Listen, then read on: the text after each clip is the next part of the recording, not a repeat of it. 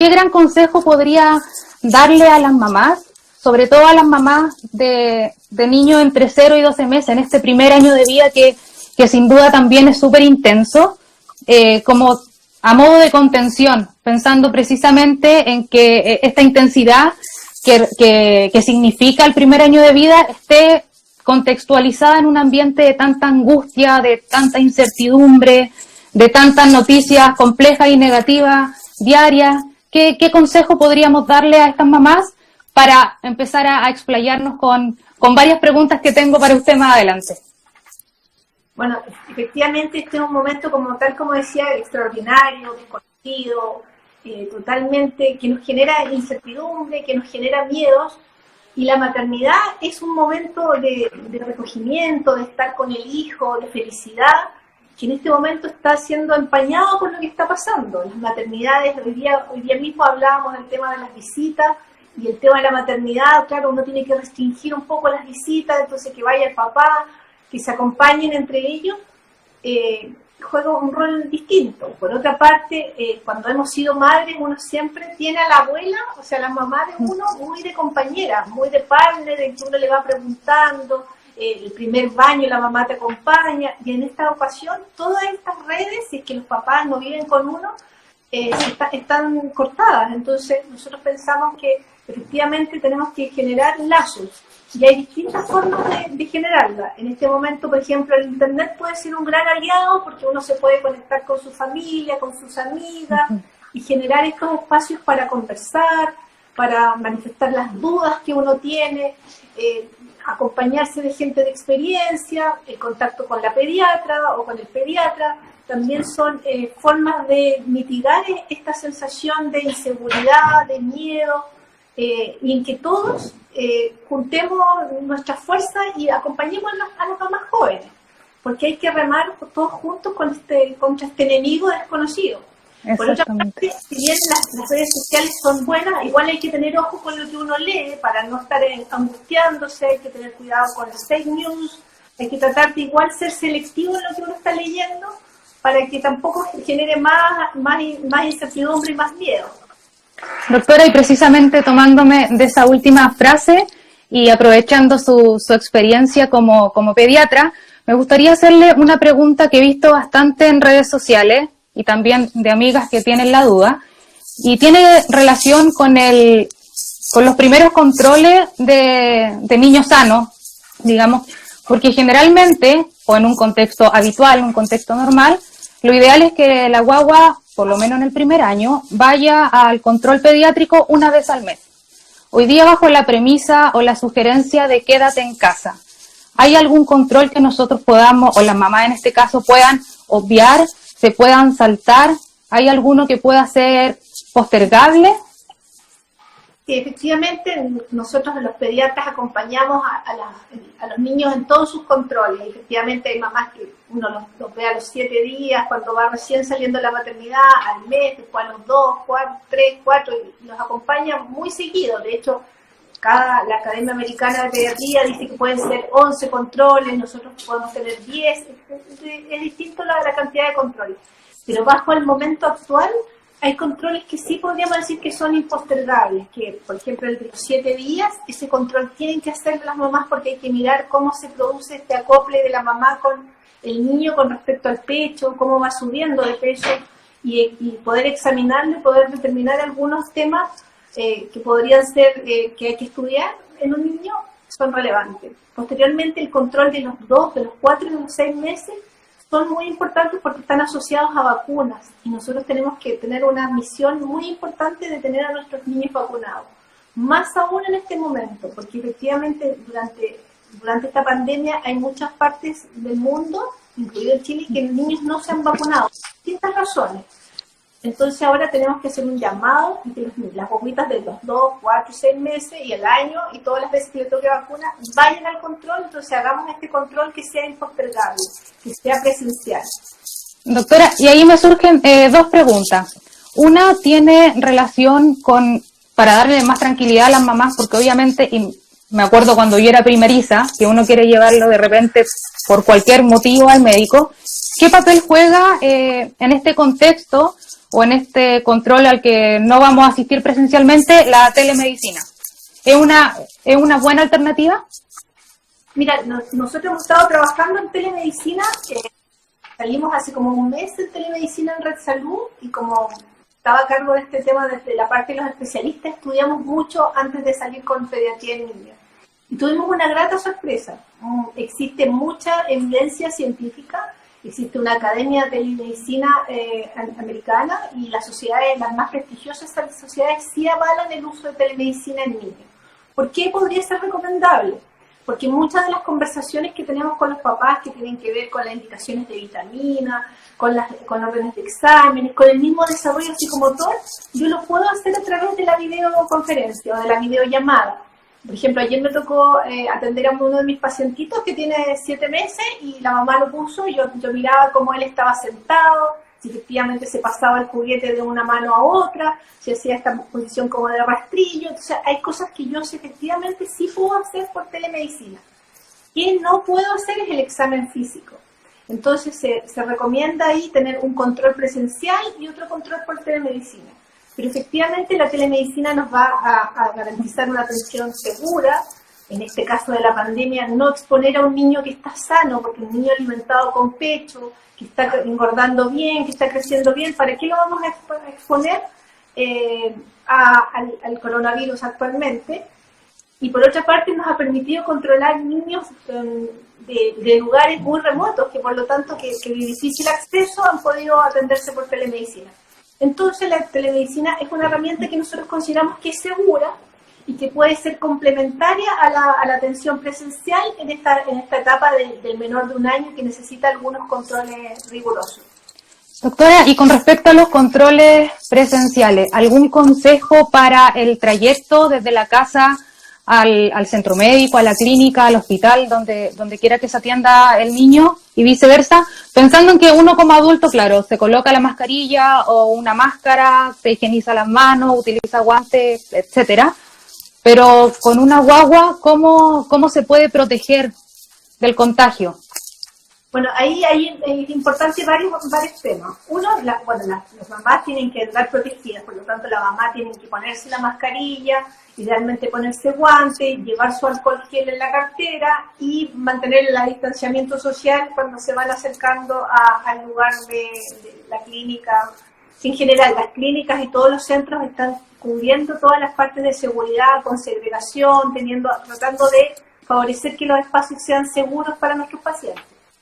Por otra parte, tenemos que mirar que el niño menor de 2 años no puede usar mascarilla, por lo tanto, la guaguita tendríamos que llevarla cubierta. Podría ser que con el pañal uno la cubra, o si va en el coche con esta protección que trae el coche también podría aislarse. Es importante que las mamás se laven muy bien las manos y que posteriormente a la atención del médico se cambien de ropa y limpien los zapatos, todo el ritual que tenemos ahora cada uno de nosotros para hacer agua en nuestras casas. Pero sí, efectivamente uno tiene que hacer controles y tiene que ir a vacunar a su hijo y confiar en el tema de que igual las instituciones todas se están preocupando de tener seguridad. Cuando uno necesita algo como más de emergencia, por decirlo de alguna forma, uno podría hacer que el papá se quede en el auto, o sea, la mamá se quede en el auto, el papá sube a la atención y cuando ya llega el momento de la atención del niño, ahí suben y le avisan por WhatsApp y con eso disminuye la exposición. Perfecto.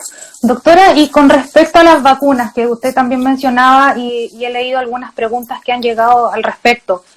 El Programa Nacional de Inmunización indica que las guaguas se vacunan, cuando nacen, después a los 2, 4, 6 meses y después se salta al año. ¿Qué pasa, independiente de la influenza, verdad? Pero ¿qué pasa si por ABC motivo, sobre todo en el contexto en el que estamos, me atrasé con la vacuna a la guagua? ¿Hay un peligro para el niño? ¿Se puede poner después? Sí, o sea, lo ideal es que no nos atrasemos con las vacunas. Por eso nosotros estamos como pediatras con una fuerte campaña de recomendar que los papás no tengan miedo de llevar a sus hijos a vacunarse y que existen los sistemas de seguridad en las instituciones públicas como privadas para poder vacunarlos. Por otra parte, la OMS hace días atrás estaba publicando con mucha preocupación que podrían reactivarse enfermedades que tenemos absolutamente controladas, como la difteria, como la poliomielitis, como el sarampión. Entonces, nosotros hacemos un llamado que las mamás sí tienen que vacunar a sus hijos y llevarlas sin, o sea, con protección, con cuidado, pero llevarlas. Ahora bien, si la mamá se atrasa, siempre es bueno que al momento que va al control con su pediatra o tiene alguna duda de cuántos días se atrasó, vaya. Siempre es bueno llevarla y no hay un tiempo de, o sea, nunca vamos a perder una vacuna. Siempre va a ser importante que se vaya y se vacune, no importando lo que esté atrasado, y se va desfasando los 2 meses en relación a la última vacunación. Perfecto. Doctora, y con respecto a las vacunas complementarias que sugieren algunos pediatras, ¿estas se pueden colocar junta con la del PNI o toda vacuna tiene que tener su momento? No, se pueden colocar juntas y uno puede aprovechar el tema de que va uno a vacunar y hacer la complementaria del mismo momento. Ahora, hacerle una consulta, doctora, que también leí un poco más arriba. Tengo entendido que en el caso de las vacunas del Programa Nacional de Inmunización, basta con el carnet de control de niños sanos o el carnet de vacunación de la guagua para administrarla en cualquier centro de salud, a diferencia de las vacunas complementarias o particulares que sí tienen que tener orden médica asociada. ¿Es así? Sí, efectivamente la vacuna del Ministerio basta con los carnets actualizados. El tema es que como no han habido controles, a veces las mamás están pidiendo igual la orden para tener un respaldo, pero efectivamente ellas se pueden acercar a los centros donde se vacuna y con la edad del niño se puede registrar la vacuna y realizarla. Las vacunas complementarias efectivamente son optativas y uno como pediatra se las va recomendando a los papás. Las que habitualmente recomendamos tienen que ver con meningitis y con el rotavirus, que son las que habitualmente recomendamos en estas edades. En esta etapa, perfecto.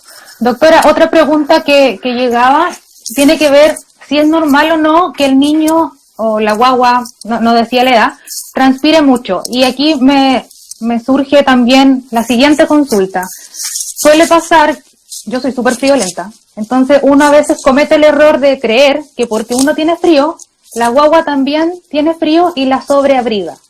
Asumo que de ahí también viene el más abrigado que hijo único. Entonces, ¿qué tan bueno es sobreabrigarlo? En el fondo, si yo tengo frío, ¿mi guagua también tiene frío? ¿Cómo puedo ir manejando eso finalmente para evitar complicaciones en el niño?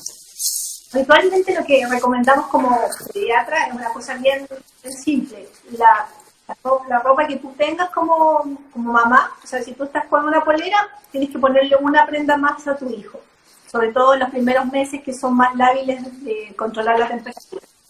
El tema de sobreabrigarlos trae efectos adversos, como por ejemplo la sudamina, que son como un montón de ronchitas que se le ponen a las guaguitas y que tiene que ver con exceso de transpiración, sobre todo en los primeros meses en que ellos no manejan bien este tema del sudor. Por lo tanto, también es recomendable tener un termómetro en la casa para mirar la temperatura de la pieza, porque tampoco es bueno tener cambios de temperatura, que la pieza del niño sea muy calentita y después uno lo mueve a la cocina y en la cocina está muy helado. ¿Y hay alguna temperatura ideal? Sí, temperaturas cercanas a los 21 grados son buenas. No hay que tenerlas ni muy altas ni muy bajas, porque ahí podrían asociarse a que tan más lábiles para cuadros respiratorios. Entonces, las medidas concretas son una prenda sobre la que tiene la mamá, tener un termómetro en la casa para tener más o menos claro la temperatura que hay y tratar de no estar con el tema del sobreabrigo porque obviamente no contribuye y expone además. Doctora, le hago una pregunta que acaba de llegar y dice, ¿es normal que mi guagua de 8 meses, ahora que estoy en casa, no quiera comer y solo quiera leche materna?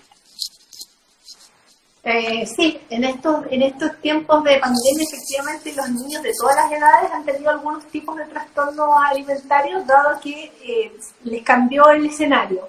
Y si bien son bien pequeños, ellos se dan cuenta de que los niños que son alimentados al pecho sienten el olor a su mamá, sienten cuando la tienen cerca, quieren tomar pecho, por lo tanto puede ser que empiecen a tener este tema de que no quieren alimentarse. Y cuando son un poquito más grandes, más aún, porque ven a la mamá que está en la casa.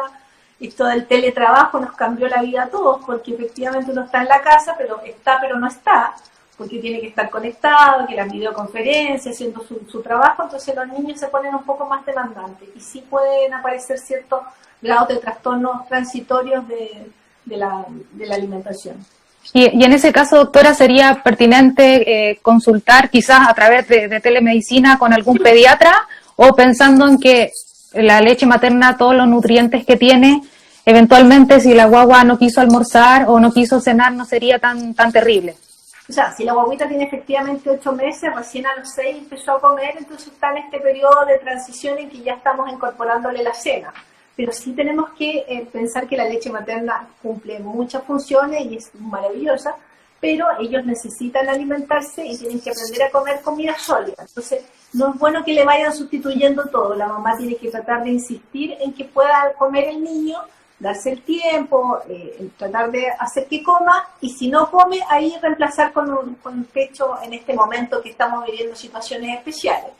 Y consultar por telemedicina para consultas nutricionales es súper bueno de hacerlo, es fácil de llevarlo. Doctora, y con respecto al amamantamiento, ¿algún consejo higiénico, por llamarlo de alguna manera, previo y post a dar pecho? En realidad, lavado de manos, si la mamá estuviera con síntomas, bueno, ahí la mamá tiene que lavarse no solo las manos, sino que si estuvo tosiendo, también lavarse el pecho, la zona del pecho, con agua y jabón, para darle pecho al niño si es que efectivamente está con tos. Si está sana, son las medidas habituales del lavado de manos. El pecho versus el riesgo del coronavirus es mucho más fuerte que le dé pecho, de todas maneras.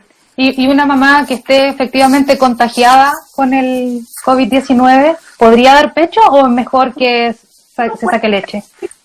O también puede dar pecho, porque si está con mascarilla, hace el aseo de la zona del pecho con agua y jabón, y puede dar pecho directo, como también podría extraerse leche.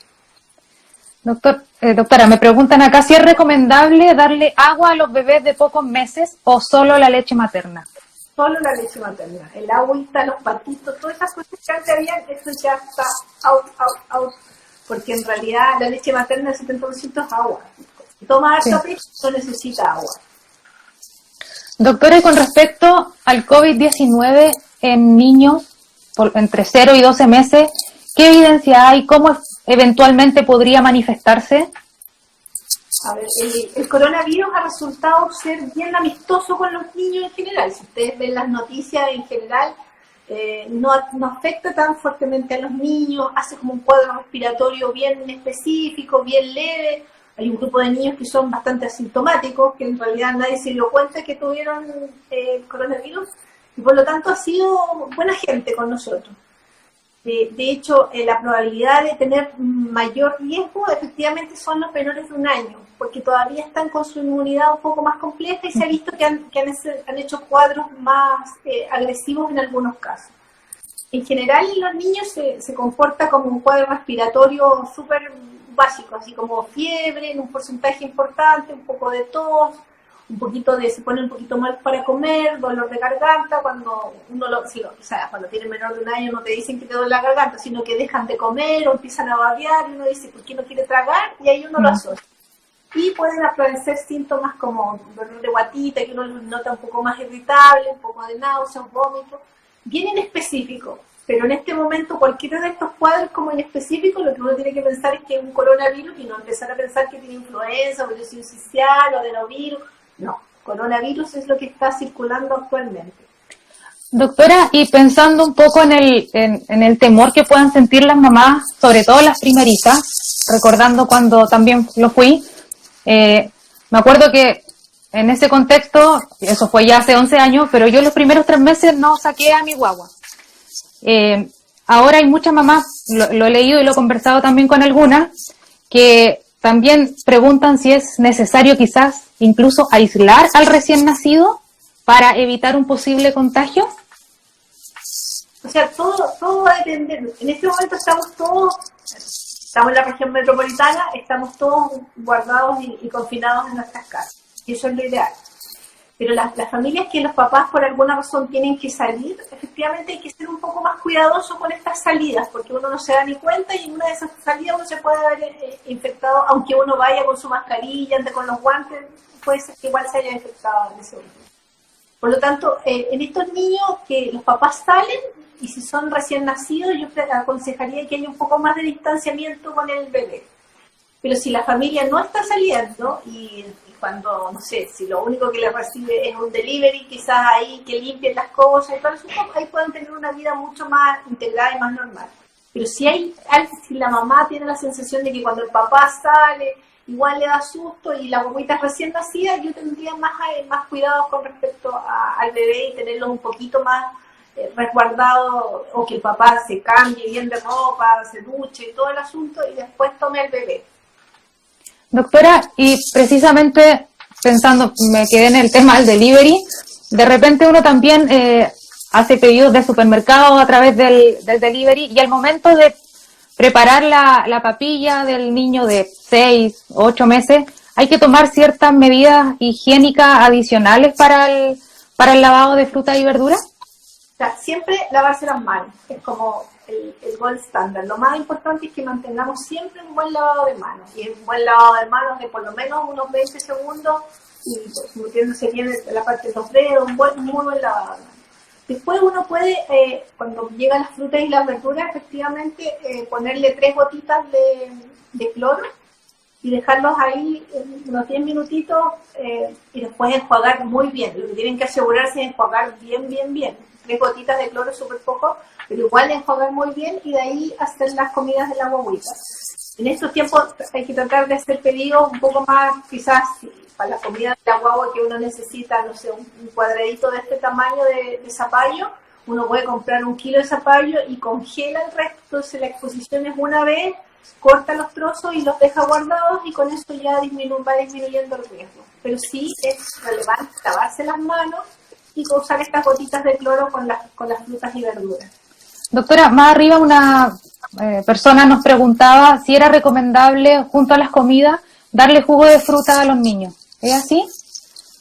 Nosotros cuando los guaguitas comienzan a comer a los 6 meses, uno les da la papilla, que en realidad son una papilla de verduras, y que en el caso de que uno quiera reforzar un poco más, le agrega cereales como la avena, como el arroz, sémola, pero de ahí uno usa frutas frescas, ralladas.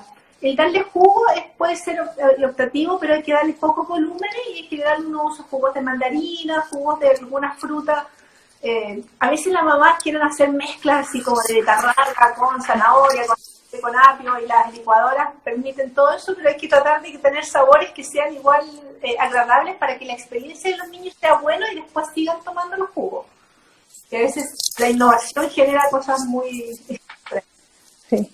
Doctora, otra pregunta que surgió más arriba tiene que ver con las deposiciones de los bebés. Decía que su bebé tenía deposiciones cada 5 días. ¿Si era eso normal o no?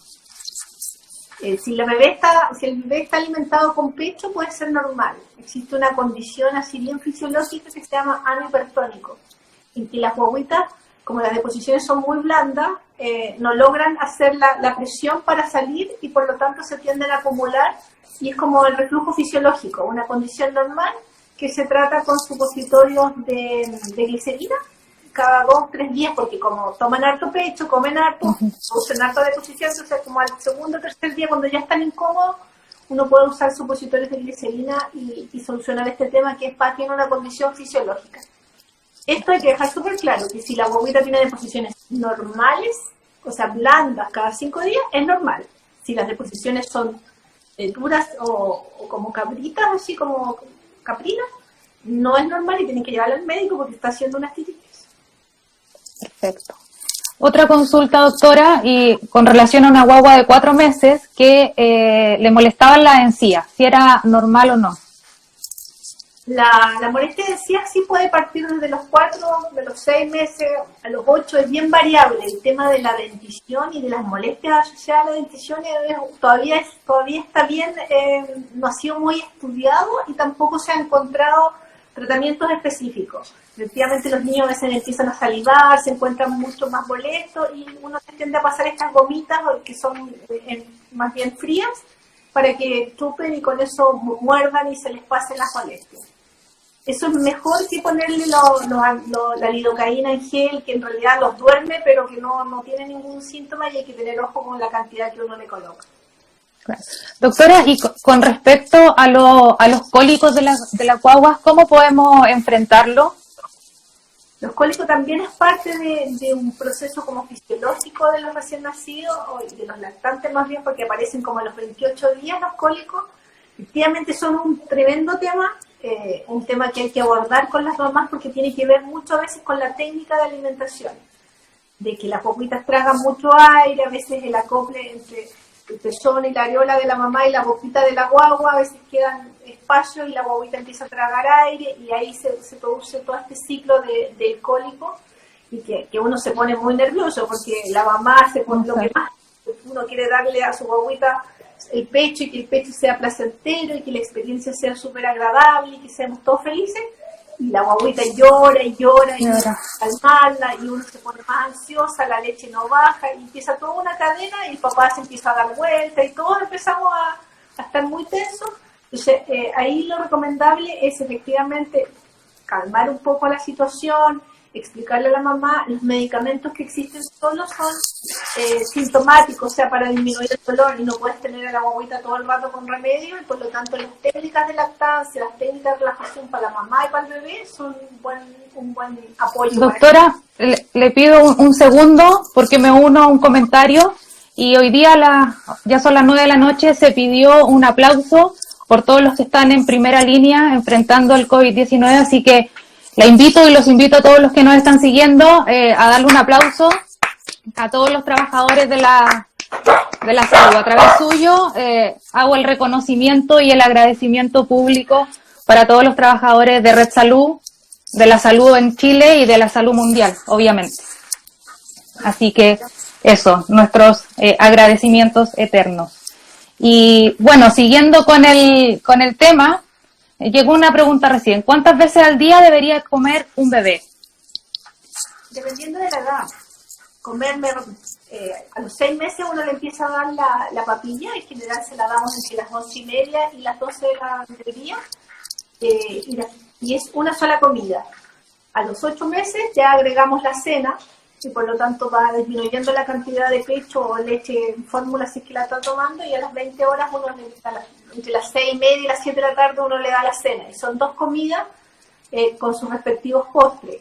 La comida son más o menos 100 ml, 200 ml la comida y el postre 100. Los primeros días los bebés van a comer poquito, entonces uno le da las primeras cucharaditas y posteriormente cuando ya se empieza a comer toda la comida, uno suspende el pecho o la leche materna que está recibiendo. Y lo mismo ocurre con la cena, como tipo 6:30, 7 de la tarde uno empieza a darle la cena, los primeros días comen poco y posteriormente ya empiezan a comer mucho más. Hay que estar atentos que cuando uno les da la comida a los 6 meses, efectivamente los bobitas tienen un reflejo. Y si sacan la lengua, que todavía no pueden comer, tienen este reflejo de exclusión de la lengüita que impide que puedan alimentarse bien todavía. Doctora, y con respecto a la alimentación, ¿hay alguna recomendación para hacer la transición del pecho exclusivo a la leche fórmula? Hay guaguitas que definitivamente les cuesta este proceso. Sí, lo que hay que pensar ahí es que efectivamente la lactancia materna es lejos mejor que la fórmula, ¿ya? Y por lo tanto, si la mamá tiene que por alguna razón cambiar a leche artificial o fórmula, hay que hacerlo gradual y en el caso que sea por el tema del prenatal, hay que prepararse con tiempo para empezar a hacer la inclusión de esta leche. O sea, hay que empezar a mirar porque a veces las guaguitas tienen temas con el chupete, hay que probar varios chupetes hasta que de repente hay guaguitas que a algunos les gusta y que logran realmente alimentarse bien. Por lo tanto hay que ir haciéndolo gradual, con calma y mirando que no vayan a tener otros síntomas asociados al cambio de leche de fórmula. Y con respecto a esta leche de fórmula, doctora, ¿a qué hora debería ser la última mamadera? ¿O se le puede dar en la noche igual? Sí, se le puede dar en la noche. O sea, si las guaguitas tienen que tomar cuando son recién nacidos cada 3 horas, si es que están con fórmula. Con pecho es libre demanda, pero en general uno le dice a las mamás que entre 2 o 3 horas uno tiene que despertarla si es que efectivamente no se despierta, porque necesitan para su cerebro, su desarrollo, necesitan tener glucosa. Y por lo tanto, cada 2 o 3 horas hay que despertarlo en las etapas más de recién nacido y en las etapas ya más de lactante uno empieza a diferir los horarios cada 3, cada 4, cada 6, y después empiezan a tener este horario cercano al año, que es como a las 7 de la mañana su primera leche, a las 11:30 están comiendo, a las 3 de la tarde otra leche, a las 7 cenan y a las 11 una leche, y con eso ellos se quedan dormidos tipo 10 y quedan bien durmiendo toda la noche. Y con respecto a eso, doctora, eventualmente, ¿cómo saber si la leche de fórmula le está haciendo, si es la leche de fórmula la que eventualmente podría estar provocándole los cólicos a mi guagua? ¿O eso ya depende de algún tipo de examen específico?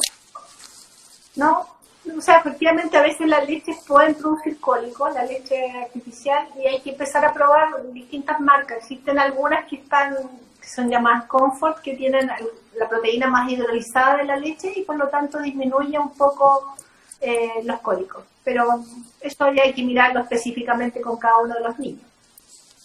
Doctora, y con respecto también a los cólicos, pero a esta técnica o hábito común de sacarle los chanchitos al bebé, ¿hay alguna forma recomendada para hacerlo y efectiva finalmente? Ya, lo que uno a veces tiende a hacer, que es como el golpe, Sí. eso no tiene tanto impacto como compresión. Es mucho más efectivo hacer una compresión que el golpeteo. Pero estudios así que demuestren cuál técnica es mejor, en realidad no. Lo que yo te aconsejo es esto, como compresión y no golpe. Le leo una pregunta que llegó recién y dice si lo que come la mamá le afecta al bebé. Hay hartos estudios que tratan de demostrar si efectivamente cuando la mamá come legumbre y la mamá se siente hinchada, el bebé también puede tener cólicos. En general no han logrado demostrar la relación, pero lo que la sabiduría dice que si efectivamente la mamá te dice, sabes que cuando yo como legumbre me siento mal y el bebé también, uno le empieza a recomendar a la mamá que no coma los alimentos que ella considera que le producen flatulencia. Perfecto. Doctora, a ver, vamos a ver acá otras preguntas. No han llegado bastante. Dice, tengo una bebé de 2 meses que en general en la noche tiene mucho reflujo. Veamos.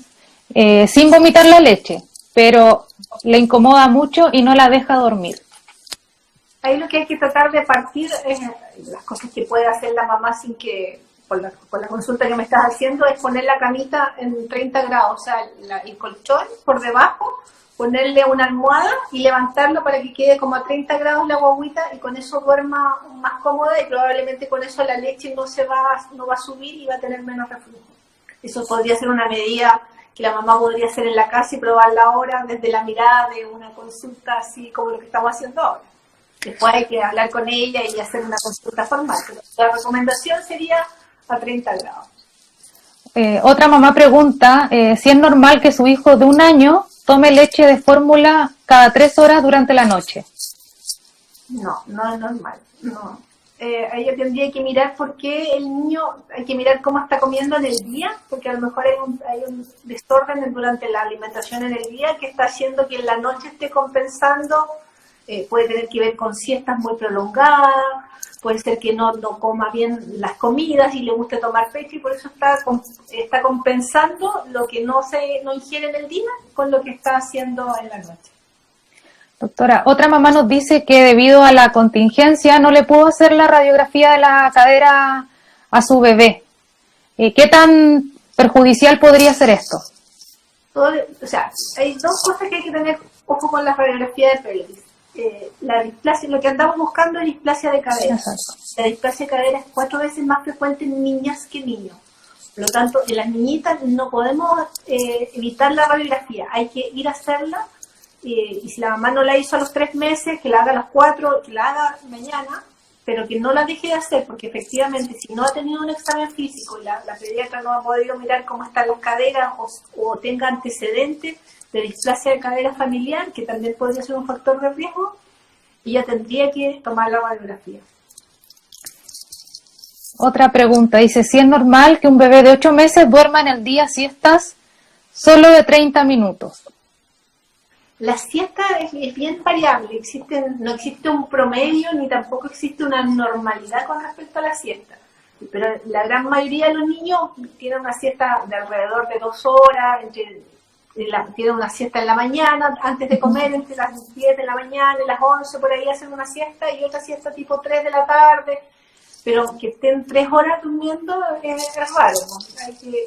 Y podría ser recomendado incluso despertarlo para que no hagan ese hábito, porque después pueden tener trastornos del sueño que puede ser peor porque le va a costar dormirse.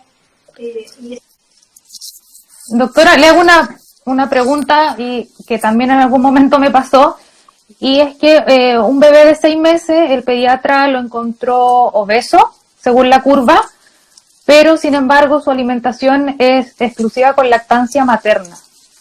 Sí. Eso es parte de lo nutritiva que es la leche materna. Muchos niños alimentados con pecho exclusivo quedan en las curvas como obesos, pero nosotros no hacemos nada. Mantenemos la alimentación, tratamos de decirle a la mamá que con los 6 meses ya empieza a hacer un poco más de horario, porque la libre demanda efectivamente puede producir que el niño sea muy glotoncito y que coman y coman y coman y coman y termina siendo muy gordito. Pero cuando ya uno empieza a incorporar la alimentación, después el niño empieza a gatear, empieza a caminar, se empieza en general a disminuir este tema del peso. Pero efectivamente uno no pone a dieta a los niños. Lo que uno hace es tratar de que la mamá regule un poco la lactancia para que logre una estabilización del peso y no suban tanto en los primeros meses. Otra pregunta que nos hacen, doctora, dice, mi hija tiene 3 meses y aún tiene arco en una pierna. ¿Es normal? Arco, o sea, las piernas están como... Asumo. Esto puede ser normal todavía y hay que irla controlando más adelante. El geno varo o el geno valgo, que son o las rodillitas, o sea, las piernas muy arqueadas o las piernas muy justas, uno lo va viendo más adelante en los controles del niño sano. Otra pregunta dice, mi bebé es prematura de 30 semanas, tiene 5 meses de nacida y 3 meses de edad corregida. ¿Cuándo debo comenzar la alimentación complementaria? Ya, con los prematuros hay que tener claro que lo único que va con la edad cronológica es la vacuna. O sea, la vacuna se pone a los 2 meses exactamente en el mismo tiempo de que tiene 2 meses, pero la comida va diferida. Los prematuros uno tiene una edad cronológica y la edad corregida, que en este caso ella dice que tiene 5 meses y tiene 3 meses de edad corregida. Y ya la guaguita va a comer cuando tenga 6 meses de edad corregida, que eso vendría siendo como 8 meses, porque tiene ahí el proceso de maduración tiene que ver con el momento en que uno le va a dar la alimentación. Por lo tanto, lo que corre para la alimentación es la edad corregida. Doctora, y otra pregunta de lactancia, una mamá dice que le da pecho a su guagua en la posición caballito y tiene temor de que eso le traiga problemas a las caderas. No, la posición caballito nosotros la recomendamos muchas veces cuando hay cólicos, porque es la posición en que tragan menos aire los bebés. Por lo tanto, es una posición recomendada que no hay ningún problema de dársela, que la dé con tranquilidad. Otra consulta, ¿a qué edad o meses debería bajar el ombligo de un bebé? Dice hernia umbilical, tiene recién mes y medio. Las hernias umbilicales son muy frecuentes en los niños y son la hernia más benigna que hay. De hecho, uno en general, como los guaguitas tienen los músculos muy sueltecitos, todavía no se están ellas en horizontal, no tienen los músculos firmes, por lo tanto, uno tiene tendencia a tener una hernia. Pero cuando el niñito después se sienta, tiene 6 meses, ya empieza a cerrarse un poco eso, y cuando empiezan a caminar y tienen mucho más músculo, esa hernia se cierra. De hecho, se operan cuando tienen casi 4 años, por lo tanto, no se operan casi nunca las hernias umbilicales del niñito. Así que hay que observarlas, y en general nunca se complican, y tampoco sirve ponerle monedas, ni botones, esas cosas no tienen ninguna implicancia. La hernia se va a cerrar cuando el niño empiece a caminar y empieza a tener musculatura en la guatita. También nos pregunta, doctora, ¿qué significa que un bebé de 8 meses tenga deposiciones con mucosidad sin estar resfriado?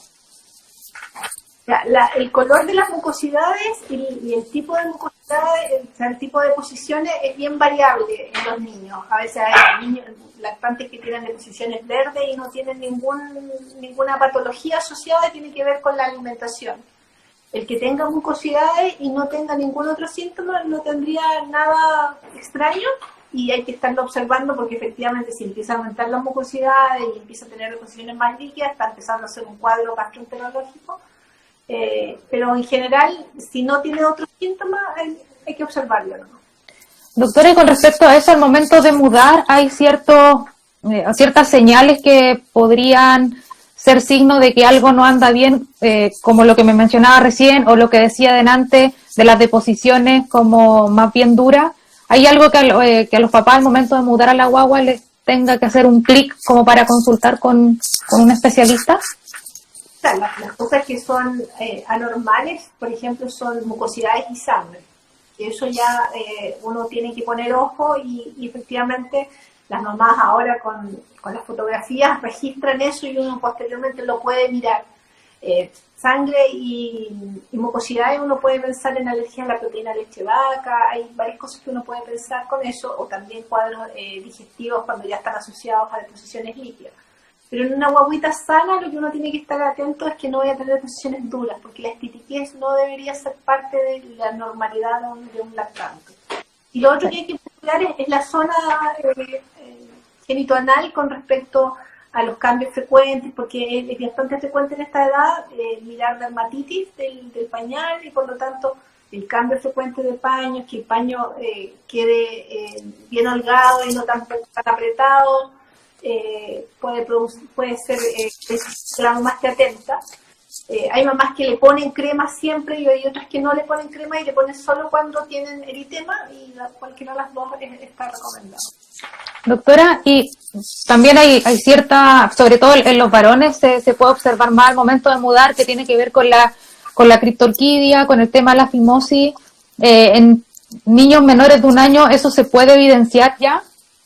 La fimosis es la estrechez del prepucio, eso es normal en un menor de 1 año, absolutamente normal. Así que no hay que hacer ni masajes ni nada, es absolutamente normal. La criptorquidia que hablas en términos médicos, es que sí, sea uno de los testículos, eso sí hay que consultar, eso sí hay que ver porque hay que mirar dónde está el testículo, si está abajo o está en el trayecto inguinal y hay que hacer exámenes, eso sí hay que consultar. Otra pregunta es, ¿cuándo el bebé podría sostener solito su cabecita? A los 3 meses nosotros ya tiene que tener la cabecita firme ya. Entonces uno la empieza, por eso es importante el control, porque uno va mirando como al comienzo la cabecita está suelta y ya cuando uno a los 3 meses lo levanta, él puede mantener la cabeza. Y por eso es importante hacerle ejercicio, ponerlos, por ejemplo, cuando son lactantes, viendo muy castitos de guatita, y que ellos empiezan a generar este movimiento y con eso empiezan a fortalecer los músculos para poder afirmar la cabeza. Perfecto. Doctora, y con respecto a hablamos hace un ratito de la criptorquidia, de la fimosis, ¿hay entre los 0 y 12 meses patologías comunes en la población infantil? ¿O las más recurrentes? Bueno, los cuadros respiratorios o sea, hay cosas de piel que son muy frecuentes, como lo que yo te decía, la dermatitis del pañal, la sudamina, que es el exceso de transpiración que genera estos puntitos, las dermatitis atópicas en los lactantes, que a veces uno usa un jabón y le da alergia, el detergente de la ropa les da alergia, la misma transpiración. Entonces hay una gama de cuadros de piel que son frecuentes, después están los cuadros más bien que son benignos, como los que hablamos, que fue el reflujo, el ano hipertónico, que son las cosas normales, y después tienen estos cuadros respiratorios que ya vienen más bien desde el mundo patológico. Una mamá, doctora, nos pregunta si mi bebé tiene mucha caspa y ya cambié el champú, ¿qué puedo hacer? A ver, lo que pasa es que también dentro de los fenómenos de la piel está la dermatitis seborreica, que es como unas escamitas que se empiezan a producir en la zona del cuero cabelludo y también aquí en la ceja, entre medio de la ceja, y que uno tiene que retirarlas con un cepillo y uno lo lubrica con vaselina y empieza a sacar estas costras. Si esto no responde, hay que tener que consultar porque existen champús que uno puede usar o cremas que son específicas para estos tratamientos. Perfecto. Otra pregunta, doctora, tiene que ver con ya la higiene bucal de la guagua o del niño. ¿Desde qué edad se podría comenzar a usar pasta dental? A ver, la higiene en los menores de 1 año, que es el tema que nos convoca, uno la hace con una gasita o con unos aparatitos que hay como que uno pone el dedo y les limpia la lengüita. Cuando ya tienen dientes, también uno limpia los dientes con la gasita húmeda o con estos cepillitos. pasta de dientes uno usa después de los 2 años, no antes. Pero efectivamente hay que limpiarle las guaguitas. Las guaguitas no tienen mal aliento, pero después ya cuando tienen como empiezan a comer, uno tiene que limpiarles bien la lengüita y los dientes porque ya su aliento no es tan rico.